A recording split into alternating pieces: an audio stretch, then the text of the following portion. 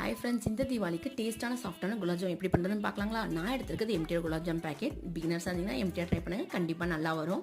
First மாவு பிசைஞ்சிடலாம். மாவு பிசையும் போது கொஞ்சம் கொஞ்சமாக பாலை ஊற்றி பிசைஞ்சிக்கலாம். அந்த மாவோட தன்மை டைட்டாகவும் இருக்கக்கூடாது, லூஸாகவும் இருக்கக்கூடாது.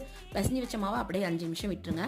இந்த கேப்பில் ஒரு பக்கம் வந்து நம்ம சக்கரை பாகு ரெடி பண்ணலாம். 800 கிராம் சர்க்கரைக்கு 1 லிட்டர் அளவுக்கு தண்ணி விட்டு கொதிக்க விடுங்க.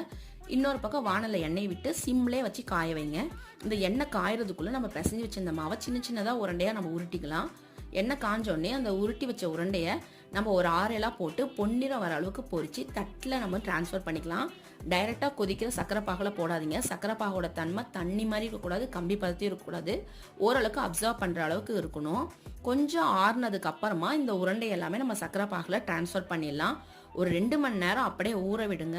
சாஃப்டான குலாப் ஜாம் ரெடி ஆகிடும். இந்த தீபாவளிக்கு நீங்கள் ட்ரை பண்ணி பாருங்கள்.